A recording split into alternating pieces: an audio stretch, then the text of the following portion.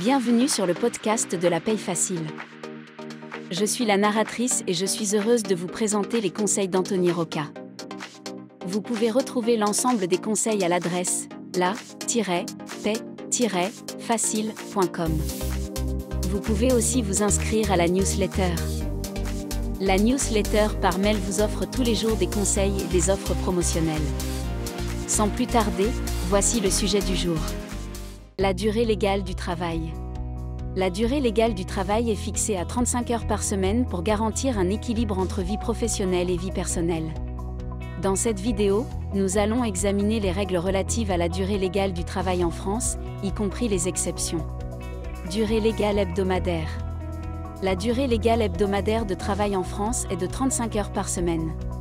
Avant ce passage à une durée légale hebdomadaire de 35 heures, le temps de travail par semaine était fixé à 39 heures par semaine.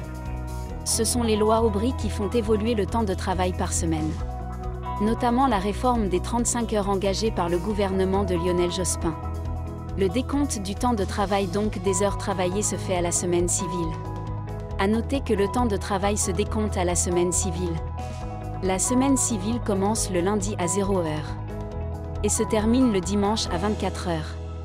Ainsi, pour savoir si un salarié travaille selon la durée légale du travail de 35 heures ou non, il convient de regarder son temps de travail sur la semaine civile pour décompter le temps de travail. 35 heures ou 151,67 heures. Lorsqu'un salarié travaille selon la durée légale du travail de 35 heures ou non, son temps de travail est mensualisé. C'est le temps de travail mensualisé qui est présenté sur la fiche de paie. Ainsi, pour savoir si un salarié travaille selon la durée légale de 35 heures, son temps de travail est mensualisé et vaut 151,67 heures. La mensualisation du temps de travail consiste à prendre la durée hebdomadaire du travail et la multiplier par le nombre de semaines dans une année civile. Enfin, il convient de diviser le résultat par le nombre de mois dans une année civile. On obtient 35 fois 52 divisé par 12, soit 151,67. La durée légale pour une année. Donc, le salarié qui travaille selon la durée légale travaille 35 heures par semaine, 151,67 heures par mois. Le temps de travail peut être exprimé à l'année civile. Pour un salarié dont le temps de travail hebdomadaire est 35 heures, la durée légale pour un temps complet est de 1607 heures par an. À quoi sert cette unité de mesure du temps de travail? La durée légale permet plusieurs choses. Dans un premier temps, à savoir si un salarié travaille à temps complet ou à temps partiel.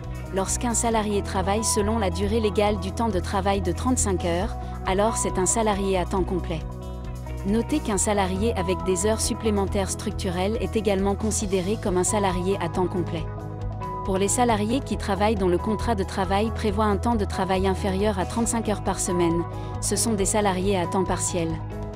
Dans un second temps, à vérifier si le salarié accomplit ou non des heures supplémentaires. Lorsqu'un salarié travaille plus de 35 heures par semaine, les heures au-delà de 35 heures sont des heures supplémentaires. Les heures supplémentaires peuvent être payées et leur paiement ouvre droit à des exonérations. Pour résumer, la durée légale du temps de travail est fixée à 35 heures par semaine dans le cas général, décomptée à la semaine civile, c'est-à-dire du lundi au dimanche. Et elle permet de savoir si un salarié est à temps partiel ou à temps plein.